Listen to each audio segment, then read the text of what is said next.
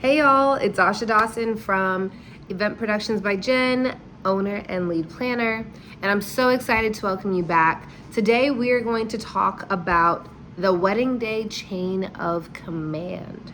Okay, so what does that mean? What is a chain of command? Let's start from the beginning. So that is a term that we often would hear from the Army, for example. It sounds like a military piece where you have some high-ranking person who's telling everybody below them what's going on. So, like the military, wedding days also have a chain of command.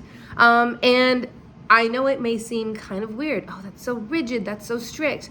Actually, no, it's very efficient. So let me tell you a little bit about what the wedding day chain of command should feel like, look like, sound like, and what your wedding planners are probably thinking in their head and not saying out loud.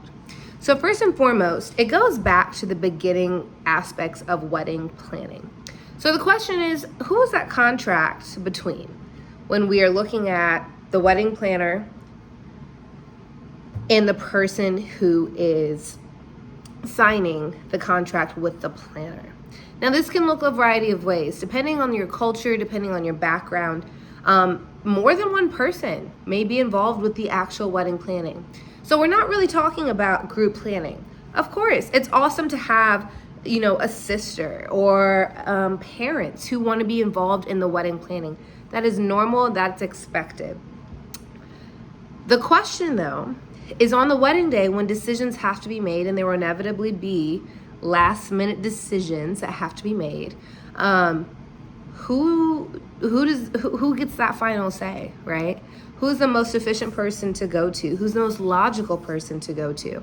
So when we think about a wedding day running smoothly, you need to think about who you want to be that final say-so. Now, it may be that obvious piece. Oh, it's obviously me, the bride, right?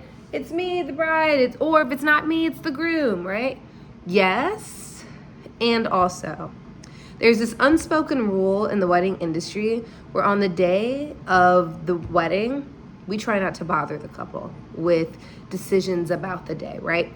If there are ceremony programs, the question of do we want those to be handed out, or do we want them to be laying on the chairs? That is not something that a professional wedding planner is going to bother a bride who's in the middle of taking her bridal portraits with the photographer. She's not going to bother her with that.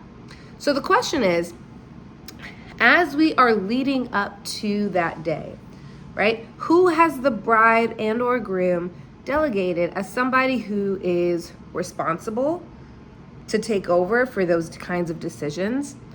Who is the person that they want us, the planning team, to go to? Okay? And what things are in the jurisdiction of the wedding planning team to just take over, right? Just do it. So let me give you an example, right? I worked a wedding where the bride wanted all of the control for the entire process. She was like, on my wedding day, I want you to bother me about it because I don't really trust anyone around me to do it the right way. And I was like, cool, that's understood. I was like, are you prepared to be inundated with details? Will you be sober enough to deal with all of the details of those days if things come up and we're unable to resolve them within our own selves, right? And she said yes. So let me tell you how that worked. This was a high-functioning bride to begin with, okay?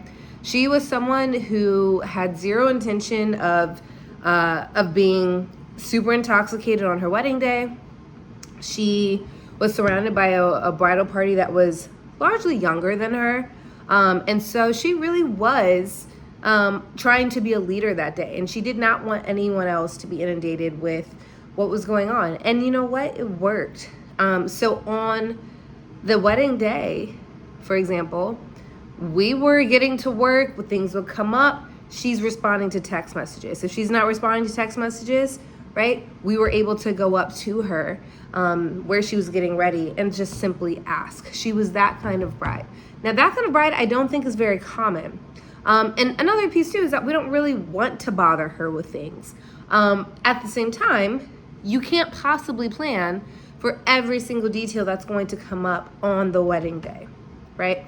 So when you're thinking about a chain of command, some obvious go-tos that I would highly, highly recommend as people who should be reliable, people who will have close proximity to the process is still going to be mom of the bride if she's available, and maid of honor, okay, or another bridesmaid who may be super responsible. And then, of course, the wedding planning team, right? As a bride, you can really just say, look, anything that we don't cover up to the wedding, I want you all to make a decision about. That's a viable option. Another piece is, if I am busy, which I plan on being busy on my wedding day, ask my mom. She's got everything handled. She will be the point person for who you give stuff to at the end of the night, yada, yada, yada.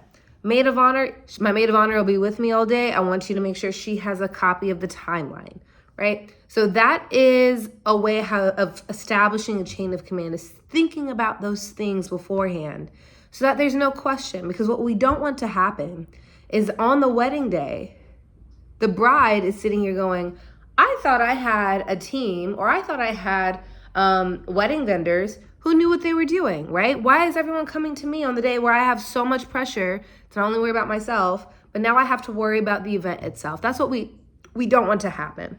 So what do? We plan for that chain of command in advance. When something goes wrong, who are we good to contact, okay?